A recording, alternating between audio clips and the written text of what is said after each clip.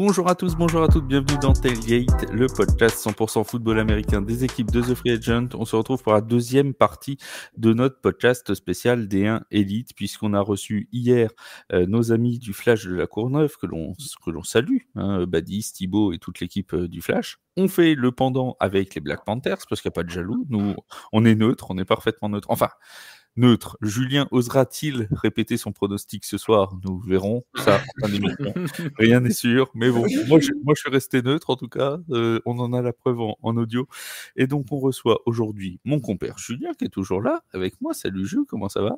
Salut Flav, ça va encore une fois très bien. Et on reçoit deux excellents joueurs des Black Panthers de Thonon-les-Bains. Léo Sartel, que vous connaissez non seulement en vidéo mais aussi sur le terrain. Salut Léo, comment tu vas? Ça va très bien. Et vous? Merci pour l'accueil. Et ben nous, ça va parfaitement. Et Adel Bavdil, peut-être l'un des meilleurs joueurs du championnat de cette année. Salut Adel, comment ça va? Salut, ça va. Merci pour l'invite. T'as vu? Et si ça met pas en confiance, tu vois. C'est vrai, là, on peut pas faire meilleure entrée là. MVP défensif de l'année, tu vas voir, ça va. Meilleur joueur défensif de l'année, ça va pas tarder à tomber. Je sens tout court, hein. Ouais. Ça peut tout court. Alors j'avoue que Yanis Paulin me fait de l'œil quand même, VP quand même, mais bon, ça va. Le meilleur joueur, c'est pas un meilleur joueur overall. Yanis, dans le topo, Jordan Carabin, Yanis très fort. Un excellent running back. Est-ce qu'il a 700 yards en return? Ah non, effectivement, il n'en a pas. Bon, les amis, on va parler un petit peu de cette saison de 2024 des Black P qui avait bien mal commencé avec la blessure de José Tabora notamment. Comment vous l'avez vécu? Parce qu'on rappelle que c'était vraiment au tout début de la saison, avant même la première rencontre, puisque il y a eu ce forfait général des Pionniers de Touraine, donc vous ne jouiez pas, si je dis pas de bêtises, en Week 1. Week 2. Et c'est Week 1, c'était contre le Flash, on jouait. Ah non, le Week 1, c'est Cougar qui a été reporté. C'était Cougar qui a été reporté, tout à fait. Et le premier match, c'était donc en Week 2 contre le Flash, et il n'y avait déjà plus José Tabora, puisque c'était Kevin Dessau, je crois, qui avait été quarterback ce jour-là. Comment vous l'avez vécu, vous, cette blessure de votre quarterback américain qui vous avait quand même porté l'année dernière? Je laisse l'attaque parler. Okay. Plus moi, personnellement, j'étais encore aux États-Unis quand j'ai appris ça. J'étais triste. En fait, José, c'était au-delà d'être un excellent joueur, c'est un excellent humain et un très bon ami à nous tous qui s'était vraiment bien intégré dans le groupe. Et l'avoir perdu juste avant le premier match de la saison, c'était très, très difficile, entre guillemets, comme événement. Parce que voilà, on voulait faire la saison avec lui, on voulait refaire ce qu'on a fait l'année dernière. Kevin a joué le premier match très très bien, il a pris ses responsabilités, on était fiers de lui, même si c'était une défaite contre le Flash, il a bien joué. Et puis après voilà, on a fait le travail, on a recruté Kahari, nouveau quarterback avec qui on a fait la saison 2024. Et ça s'est bien passé, l'intégration de Kyrie Lane aussi, parce qu'on a l'impression, nous, d'extérieur, quand on le voit, que franchement, qu'il est assez impressionnant, très honnêtement. Très bon passeur. Franchement, très bon passeur. Il n'hésite pas à utiliser ses jambes aussi pour gagner parfois des yards importants. Honnêtement, c'est un quarterback qui m'a fait très très grosse impression depuis qu'il est arrivé. Et on a l'impression que l'intégration était super facile pour Kyrie Lane aussi. Il a vraiment bien pris le cahier de jeu en attaque. Il est arrivé prêt, il prend ça comme un travail, donc ça aide à même d'arriver en plus. Voilà, c'est vraiment une belle intégration.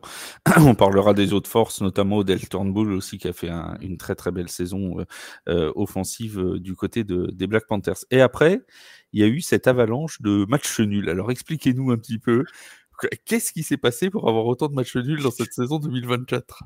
C'est compliqué en vrai. Je pense que l'équipe s'est construite en vrai pas de septembre à décembre comme on aurait aimé, mais plus de septembre jusqu'à, on va dire, janvier, février, parce que là, l'équipe déjà, par exemple, en défense avec laquelle on joue maintenant, actuellement, qu'on a fait depuis week 3-4, c'est pas les mêmes joueurs. Il y avait des joueurs qui étaient absents, qui sont revenus, qui devaient pas jouer, etc. Et au final, les faits de vie ont fait qu'ils sont là maintenant avec nous. Et donc, ça a renforcé déjà l'équipe, surtout que c'était des joueurs clés comme Dorian Pain, comme Lucas Velure en défense, qui sont des piliers du club et de la défense depuis maintenant des années. Et je pense qu'on cherchait aussi une identité en défense comme en attaque, avec aussi comme la perte de Nicolas Candor, qui est Genre quand même l'un des meilleurs joueurs de Monstre. la ligue l'année dernière qui a eu MVP en plus. Et qui brille en ELF d'ailleurs. brille avec aussi ça. En en regarde ELF. le LF avec le Surge, je fais des trucs de dingue. Hein. C'est ça. Ouais. Donc c'était compliqué. Je pense que c'était une équipe qui était en construction et la phase de construction, elle a été peut-être un peu plus longue. C'est ça qui a fait qu'on a fait beaucoup d'égalité en début de saison. Et ça c'est un peu ça en vrai. Ça s'est fait sur le long terme. Toi, Jules, t'étais allé voir le match des Black J'étais allé contre voir Rouen. le match, je crois, contre les Léopards où il y a eu 34-34. Ok. Ouais. C'était un bon match, hein, mais c'est vrai que, comme on disait hier, les Léopards cette année, c'est quand même une équipe intéressante à voir jouer. Ils gagnent un match de playoff. C'est une équipe qui va être encore mieux construite peut-être l'année prochaine. Et bon, bah, c'est vrai que ça passe à pas grand-chose, quoi. Est-ce que vous avez eu, vous allez me dire non, je sens qu'ils vont me dire non. Est-ce que vous avez eu peur lors du dernier match contre les Molosses quand vous êtes mené de, je sais plus, c'est une dizaine de points et qu'à ce moment-là vous êtes éliminé du championnat de France? On n'est pas éliminé. Hein. Non, on était juste 3e. On était juste 3e, mais dans tous les cas, on aurait fait les playoffs.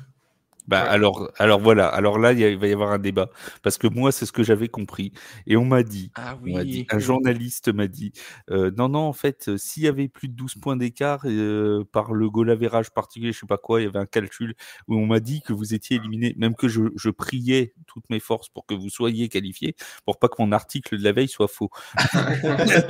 S'il vous plaît, les Black P, parce que j'ai annoncé partout que vous étiez déjà qualifiés. Alors si jamais vous êtes éliminé, les gens vont plus rien comprendre. Donc, non, mais c'est ça. vous me confirmiez que vous étiez bien déjà qualifié avant le dernier match. Et qualifié, ça, le score de notre match contre les Molosses et de celui contre Léopard Flash, en gros, ça dépendait juste de la place qu'on allait avoir dans le classement, mais on était qualifié quoi qu'il arrive. Toujours est-il que de toute façon, ça s'est bien terminé même contre les Molosses, donc c'est l'essentiel. C'est le plus important. Voilà, c'est le plus important. Et cette phase de play-off aussi, il faut qu'on en parle parce que il y a quand même ce premier match contre Nice où là, ça semble parfaitement maîtrisé, notamment en deuxième période, où défensivement, Adèle, tu vas pouvoir nous en parler, mais les Niçois ont été complètement éteints. Aucun point, hein, c'est ça, c'est 30-0. Ouais, hein, 30-0, le score final. C'est vraiment une performance en play-off encore plus, qui est quand même assez impressionnante. Bah, en vrai, ça ressemble un peu à la préparation que Coach Larry il nous fait faire depuis maintenant même 3 ans, je dirais, depuis que je suis là. Mais l'équipe, elle n'est pas censée être prête dès le premier match week 1. Elle est prête à, oui, jouer le premier match, mais c'est pas censé être son meilleur niveau. Et c'est ce qu'on fait de saison en saison. C'est qu'au fur et à mesure que les matchs avancent, le premier, on a fait par exemple défaite, égalité, puis on a commencé à gagner, etc. Et ça continue en play-off. J'espère que ça va continuer encore là samedi, mais ça a été pareil pour Nice. On est monté en puissance après avec Marseille, qui était une plus grosse équipe, mais qu'on a quand même réussi à bien maîtriser dans l'ensemble du match, je trouve. Donc c'est juste la montée en puissance. Ça reflète un peu la préparation qu'on a. Alors, tu le dis contre Marseille et cette victoire 28-7, où vraiment on a l'impression que sur le tout premier drive, t'as Marseille qui arrive sur un drive qui est plutôt bien construit à marquer son touchdown. Et après, vous avez su parfaitement tirer profit de chaque erreur en fait qui allait être fait par les Marseillais. Ouais, c'est ça. C'est pour la défense en particulier, mais on a souvent cette tendance à pas mal jouer, mais trop donner au début, de jouer un peu sur la réserve. Et c'est ce qui est ressorti du speech du coach quand on est sorti après le premier drive, c'est qu'il nous avait juste drivé alors que c'était des choses qu'on avait vues à la vidéo, qu'on savait. On a fait juste 2-3 ajustements parce que forcément, c'est une demi-finale, ils viennent avec des nouvelles choses qu'on n'avait pas forcément vues, on s'ajuste. Et après, c'est juste fallait juste qu'on parle entre nous et qu'on se dise que ça y est, genre le premier quart-temps il est passé, on a fait une erreur, on n'a plus le droit parce que c'est les playoffs et maintenant on joue et on va permettre à l'attaque de marquer. On a parlé hier avec les amis du Flash, mais j'aimerais avoir votre sentiment aussi sur cette saison qui a été un petit peu particulière en phase régulière parce que vous étiez que 4 dans cette conférence Nord du coup, ce qui faisait qu'il y avait un calendrier. En plus, il y a eu des matchs reportés dus à certains problèmes, que ce soit météorologiques ou logistiques. On s'est retrouvé avec des matchs où parfois vous alliez jouer 2 semaines ou 3 semaines de suite, et puis des fois des périodes de creux de 2 ou 3 semaines aussi, quand par exemple vous deviez jouer contre Tours et que le match était forcément annulé. Est-ce que ça vous a pas trop perturbé justement cet enchaînement où il n'y avait pas vraiment de rythme finalement défini des matchs? Enfin, moi, je pense que ça se voit. En fait, c'est simple. On a eu une grosse semaine de pause début de la saison. On a vu que le début de la saison était très en dents de scie avec des victoires arrachées, des nuls et même une défaite. Et après, on a commencé à rentrer dans un rythme. Nous, on a enchaîné 8 matchs, je crois, d'affilée avec l'Europe. Ouais, ça. Donc, avec le CFL, c'est beaucoup de matchs quand même. Ouais, c'est ça. Mais ça met dans un rythme. Moi, en tant que joueur, je pense qu'on est beaucoup à partager ce sentiment. C'est vraiment plus agréable. Tu sais, chaque semaine, tu joues. Chaque semaine, ta semaine, elle est calée et tout. Il n'y a rien qui change. Et puis, tu vas jouer le week-end et voilà. Ça me permet l'habitude aussi déjà. Avec l'année dernière, on avait fait 17 matchs, je crois, dans tout l'année. C'était... Oui, donc vous êtes habitué à quand même avoir des saisons chargées. Ouais. L'an dernier, la Coupe d'Europe CEFL, vous aviez échoué malheureusement en finale. Pas obligé d'en parler. Non, on va parler des sujets chauds. On va en parler quand même de la Coupe d'Europe parce qu'il y a ce match contre les Danube Dragons qui semblait plutôt bien parti. Et puis, on a l'impression que... On en parlait avec le Flash parce qu'ils ont vécu à peu près la même chose en même temps contre les Calanda Broncos dans la demi-finale. C'est-à-dire qu'on a l'impression que l'attaque ne trouvait plus de solution. Ouais. Moi, l'attaque. Hein. Non, on a commencé avec un mode drive sur lequel on marque. Donc, je ne sais pas ce qui s'est passé. Peut-être un switch de mentalité en mode vas-y, on pensait que ça allait être plus compliqué que ça allait être facile. Mais après ça, on n'a pas trouvé de solution. La défense nous a rendu la balle de nombreuses fois avec des turnovers, des gros jeux et tout. Mais malheureusement, on n'a pas réussi à marquer plus de 7 points, ce qui est dommage parce qu'on marquait juste un deuxième touchdown, on aurait été en finale. Parce qu'ils ont marqué que 12 points Danube.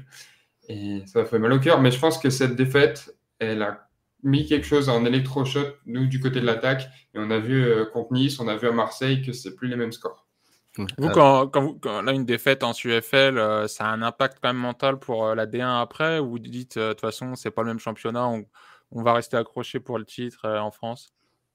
Ça a un impact dans le bon sens, en vrai, comme a dit Léo. Je pense on était tous frustrés de cette défaite, la défense, parce que, en l'occurrence, prendre que 12 points en demi-finale, ça reste quand même, je pense, une bonne performance.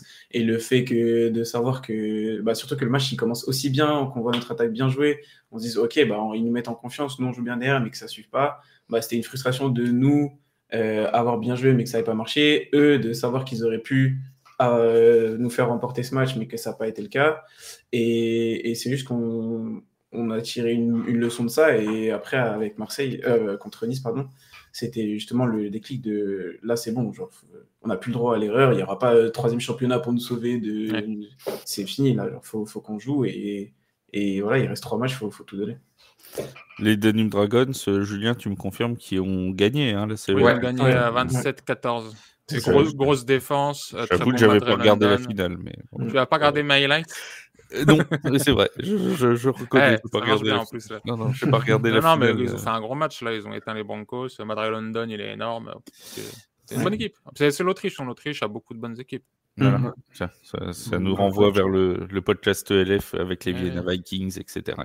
Voilà. Il y a beaucoup de backup. Vienna Vikings, c'est l'équipe la plus chanceuse de l'ELF. Le calendrier, là, ils vont perdre aucun match en saison régulière. Ouais. Ils vont arriver en playoff, ils vont se faire cogner pour les matchs. Léo viendra participer à notre podcast ELF le lundi et nous exprimer son amour pour les Vienna Vikings. J'aime l'organisation et tout, mais ils ont juste un calendrier trop simple. Ouais, c'est trop facile. C'est le fameux débat des conférences équilibrées ou non en ELF. C'est pas du tout. Je crois qu'on aura... Oui, on aura ce débat, mais le jour où on fera pas un podcast qui dure 1h45, et au moment où on n'a pas tu aborder ce débat-là, tu vois, parce que c'est ce qui est arrivé lundi, quoi. C'était prévu pour lundi, je te rappelle, ce débat-là. C'est vrai. Au bout d'1h28, on s'est dit, c'est peut-être pas la peine de le lancer, quoi. Donc voilà. Les amis, la préparation pour la finale, ça se passe comment? Vous avez votre semaine classique d'entraînement ou vous avez des petites choses en plus? On a eu 2 semaines d'entraînement, donc on a pu voir des choses un peu plus en profondeur, mais en vrai c'est classique, c'est le format de ce qu'on fait d'habitude, on reste près du film de notre côté aussi, important. Et puis mine de rien, on parlait de ça fait 9 fois qu'on affronte le Flash. 10. Ouais, 10 fois depuis 2022, je crois. Ouais. En 3 ans, ça fait 10 fois. On a fait une saison régulière contre eux en 3 ans. Ouais, en gros. C'est vraiment ça. C'est vrai que c'est une saison régulière contre le Black, Gold Flash. C'est un truc de fou. Et ce sera la 7e 7e finale, le 7e casque de diamant entre les deux équipes. Ça devient un classique. Il y en a d'ailleurs, j'en parlerai en fin d'émission, mais Mathieu Van Baal a fait une vidéo sur le casque de diamant, et dans les commentaires Instagram, je lisais beaucoup de gens qui disaient ah oui, bah comme d'habitude c'est Flash contre Black Panthers. Alors déjà, je rappellerai que l'an dernier c'était pas Flash Black Panthers en finale, c'était contre Marseille. Pour les Black P qui s'étaient imposés. Tu vois, je ne rappelle pas que des mauvais souvenirs, Léo. Tu vois, c'est bon. Des bons aussi. Mais c'est vrai que c'est une finale qui revient souvent. Après, c'est comme ça. Je vous dis, c'est les meilleures équipes du championnat. On peut pas. C'est comme le reprocher au Real Madrid d'être champion trop souvent, quoi. C'est un peu comme ça. C'est ainsi. Est-ce que vous avez, on en a parlé aussi hier au niveau des repères, je suppose que vous arrivez à Perpignan sans aucun repère au niveau du stade, notamment. Vous n'avez jamais joué dedans. Vous n'avez aucun entraînement de prévu sur le terrain avant le warm-up de début de match? Non, je sais même pas quand. Là, vous partez demain. On part demain. Demain, on a un walkthrough. Là-bas. C'est sur le terrain. Non, je crois pas que ce soit sur le terrain. Parce qu'on a posé la question au gars du Flash hier, on dit ouais, non, personne ne s'entraîne. Apparemment, au Flash, ils n'avaient pas prévu en tout cas. Tout le monde découvrira le terrain 3 heures avant, quoi. Ouais, c'est ça. Après, ça change rien. C'est de l'herbe et des poteaux. Et des traits au sol, il faut avancer. Vous êtes avantage, quoi. Le Flash hier disait bah nous, c'est synthé, là, eux, c'est. C'est vrai qu'il y a eu une tentative de. Il y a eu un peu, ils ont voulu saboter un peu avant le match. On ne veut pas balancer Badis Gramy, mais il a dit comme par hasard, ça se joue sur de l'herbe alors que nous on joue sur du synthétique. Bon, comme par hasard. Complot. Ça doit tellement changer à QB en ça doit changer. La NFL à faire des débats avec le MetLife et tout. À parler de la pelouse quand il n'y a pas trop de quoi à ce sujet parler. Bon, vous, c'est pas un avantage particulièrement. Vous préférez pas jouer sur herbe, sur synthé, vous en fichez. Moi, je préfère jouer sur herbe. Perso pour mes genoux, mais. Tes genoux fragiles. Les genoux fragiles. On va parler un petit peu de l'adversaire, justement, du Flash. Vous les avez affrontés 2 fois cette saison. Et comme on le disait hier, c'est 2 matchs qui ont été un petit peu particuliers parce qu'il y a eu, et vous l'avez rappelé, ce premier match de la saison pour vous contre le Flash avec un quarterback qui faisait office et qui l'a très bien fait, qu'on s'entende bien, c'est pas du tout négatif ce que je veux dire, mais qui faisait office de faisant fonction, de remplaçant à ce moment-là, et il s'en est sorti plus qu'honorablement face à une équipe comme le Flash. Donc, il y a eu ce côté-là où le Flash a gagné, oui, mais il n'y avait pas le quarterback titulaire qui était là. Et puis après, il y a eu ce match nul à la Courneuve, 14 partout. Qu'est-ce que vous en retirez, vous, de ces 2 matchs de saison régulière? Au-delà de ça, juste une petite note. Moi, je veux dire que Kevin Dessau, qui a joué quarterback, c'est même pas un quarterback, c'est pas genre un backup quarterback. Non, c'est un receveur. Oui, c'est un receveur. Il ne pratique même pas en tant que quarterback. Ce qui est encore plus fort. Franchement, moi, quand on m'a dit Rosetta Bora est blessé et ça va être Kevin Dessau, je me suis dit d'accord, contre le Flash, ça va être costaud, quoi. Ça va être costaud. Et franchement, c'est 21-7, je crois. C'est pas non plus, il n'y a pas une piquette incroyable non plus, faut pas exagérer. Vous en retirez quoi du coup de ces 2 matchs-là? C'est un classique en vrai, on l'a dit juste avant, mais ça fait 10 matchs qu'on joue là dans 3 ans contre eux, donc c'est toujours des gros matchs à chaque fois qui se finissent serrés, qui sont très défensifs, qui finissent à 21, 14 points, toujours avec un TD d'écart, etc. Et si on fait abstraction du premier match, on va compter le deuxième parce que c'est les 2 mêmes équipes qui vont se rencontrer samedi, pardon. Mais demain, parce que ce sera publié vendredi le podcast. Donc demain alors. mais oui, genre c'est toujours un match très défensif et c'est compliqué de jouer contre le Flash, que ce soit à l'extérieur comme à domicile. Donc on verra demain. Je m'attends encore une fois à un match très défensif. J'espère que notre attaque prendra le dessus sur leur défense. Et nous, on va faire en sorte de prendre le dessus sur leur attaque. C'est comme ça qu'on gagne un match de foot, a priori, je crois. Comme ça, mettre un point de plus. Et je vais dire la même chose que j'ai dit au Flash. S'il vous plaît, pas de prolongation, parce que c'est moi qui suis d'astreinte pour faire le résumé. Et si je peux éviter de prolonger en plus, après, juste ça, vous demandez. Juste ça. Avec une saison avec autant d'égalité, sais, ça serait un peu la cerise sur le gâteau de Ouais, faire on une a- prolongation, enfin. Ouais. Parce que c'est quand même une dinguerie qu'il n'y ait pas de prolongation. Bah, déjà, au Donc, moins, oui. Rouen, on a joué, Ouais, quoi, mais c'est vrai que là, ouais, ça serait la cerise, quoi. Mm. Ah, c'est Alors, vrai, je il y a vais eu dire, une prolongation, Rouen. Ouais, au Rouen oui, catalan, ils ont eu un overtime. Ouais. je vais te dire, il y a du bon et du moins bon dans cette prolongation parce que le moins bon, c'est qu'évidemment, je vais travailler un peu plus.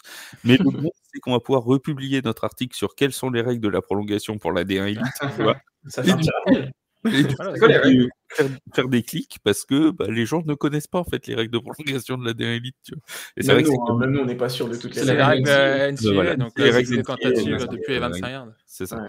Et en fait, sur les 3 périodes, c'est comme la NCAA, c'est Mm. des trucs différents. En fait, une fois, tu as une tentative complète, après, c'est directement de la ligne de conversion à 2 points, etc. etc. Bref, ça change. Mais allez voir sur TFA, j'ai fait un article qui détaille tout, n'hésitez pas.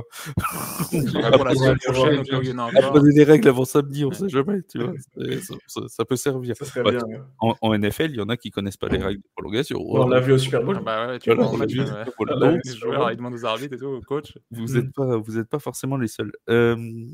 Tu disais, Adèle, que tu t'attendais à un match défensif, et c'est un débat qu'on a eu hier parce que Thibaut, de Kicker du Flash, nous disait lui aussi qu'il s'attendait à un match défensif. Et Badis a dit, moi, je pense que ça peut partir dans les hautes sphères au niveau des scores. Léo, toi, tu le vois défensif ou offensif le match? Ouais, moi je vois un match défensif.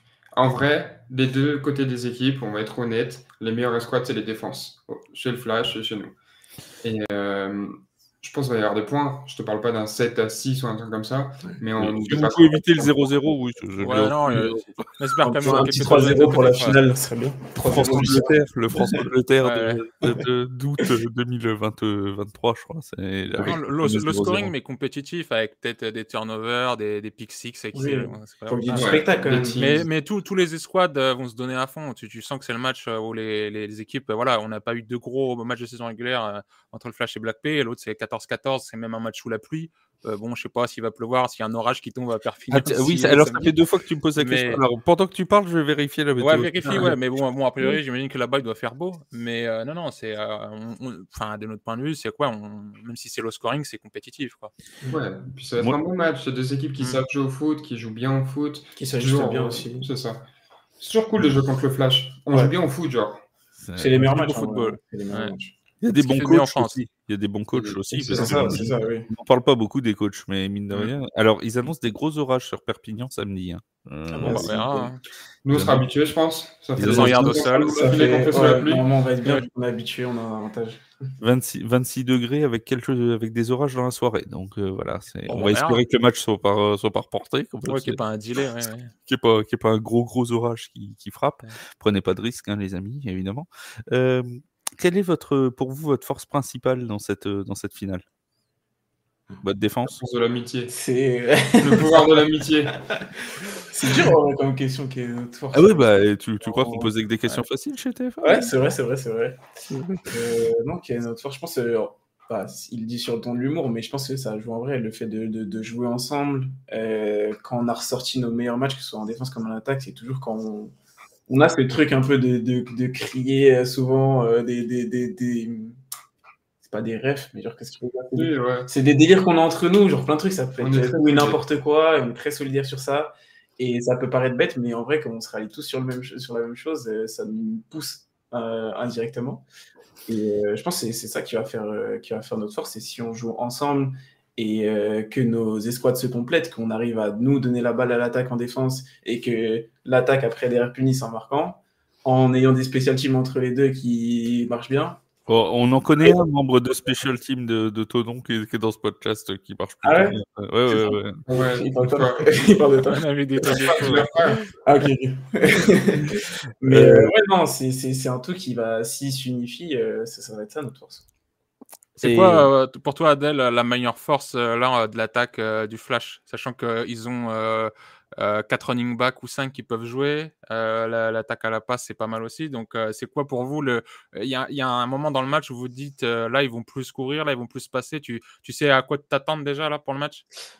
Bah, Je sais à quoi m'attendre, oui, parce que le Flash, comme on l'a dit avant, c'est une équipe qui est très bien coachée et des coachs que je connais en plus, donc je sais à quoi m'attendre en fonction de telle ou telle formation, etc. Après, c'est une équipe, sa force, on va pas se mentir, c'est la course, ça a toujours été la course. Ils ont toujours eu une très grosse O-line, ils ont toujours eu un bon running back. Et c'est avec ça qu'ils gagnent des yards et les jeux à la passe, c'est ça, c'est un peu c'est ce qui ressort du système du Flash, c'est conditionner les courses, puis d'un coup une grosse play action avec Stéphane Fortes qui est tout seul dans le deep parce qu'il court super vite et qui marque derrière. Donc c'est un peu la force du Flash. Je pense que c'est surtout la course avant tout. C'est vrai qu'ils ont un jeu de course qui est quand même relativement impressionnant. Alors, bon, au Flash, chez Black Pay, il n'y a pas non plus. Enfin, il y a quand même du talent aussi chez les running backs. Mais c'est vrai que la profondeur d'effectif, c'est ce qu'on évoquait hier.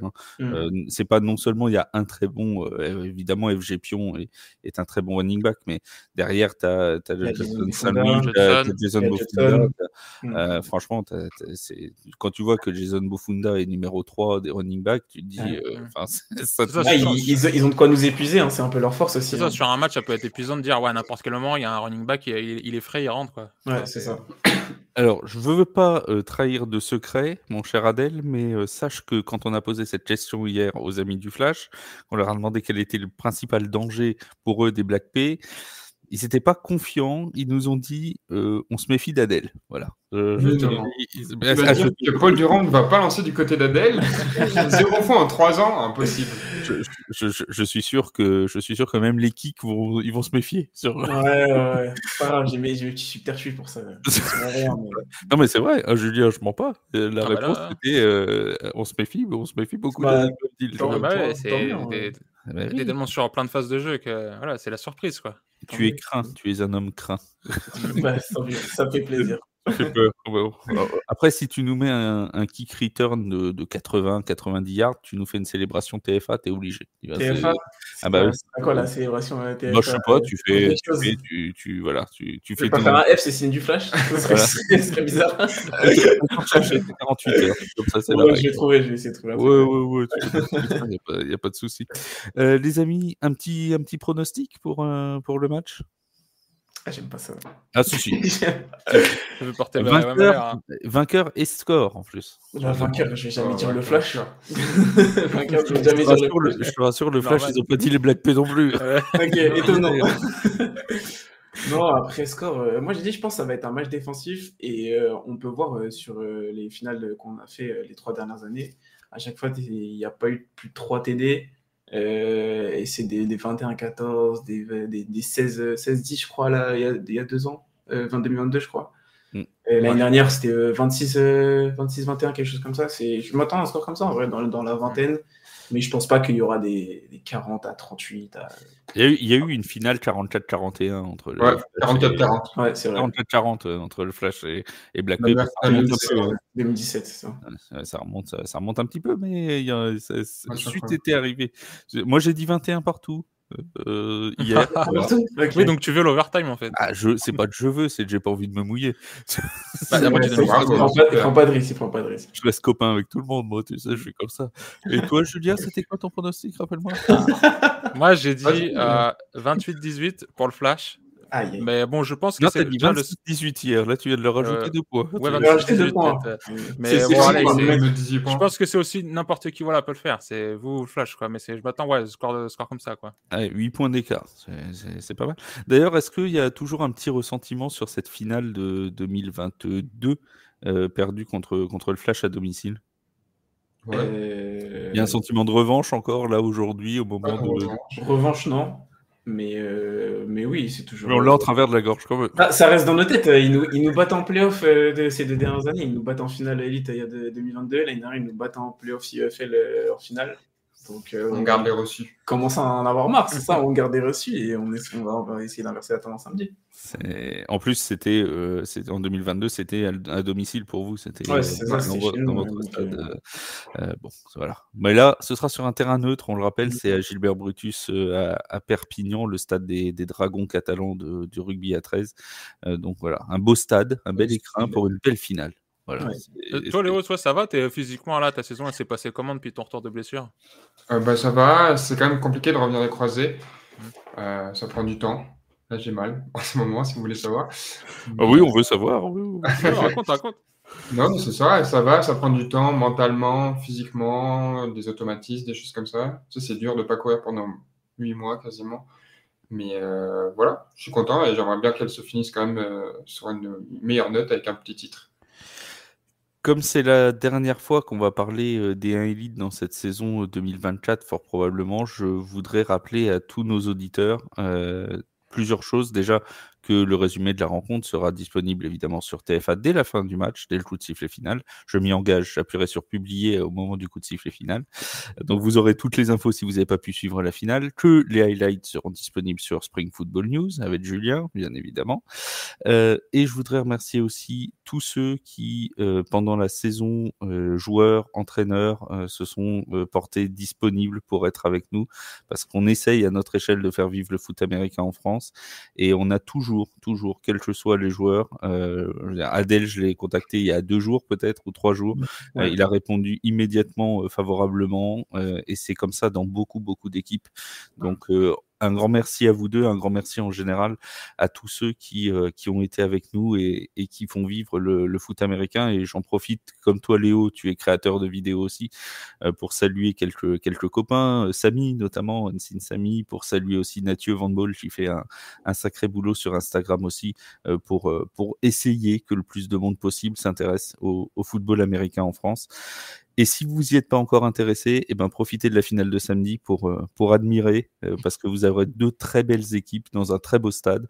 C'est sur Sport en France, c'est gratuitement sur le YouTube de la 3FA aussi. Donc n'hésitez pas à regarder la finale et ce casque de diamant. Et j'ai envie de dire que le meilleur gagne, les amis. Si c'est vous, tant mieux. Et si c'est le flash, bah ce sera le flash. Mais au moins que le meilleur gagne. Encore merci à tous les deux pour votre présence. Merci à vous. Merci beaucoup, Merci, les gars. Merci beaucoup Julien d'avoir été avec moi. Prochain rendez-vous sur TF1, on se retrouve lundi, Julien, pour le débrief du match des Musketeers qui vont affronter les Cologne Centurions à Jambouin à 13h ce dimanche. On fera le débrief avec un invité, un membre des Mousquetaires comme d'habitude, qui sera avec nous pour parler de la rencontre. Et puis prochain podcast NFL, ce sera jeudi sur TF1. Voilà pour tous les rendez-vous. Merci beaucoup encore à vous deux et bonne chance pour la finale. Bonne Merci. journée.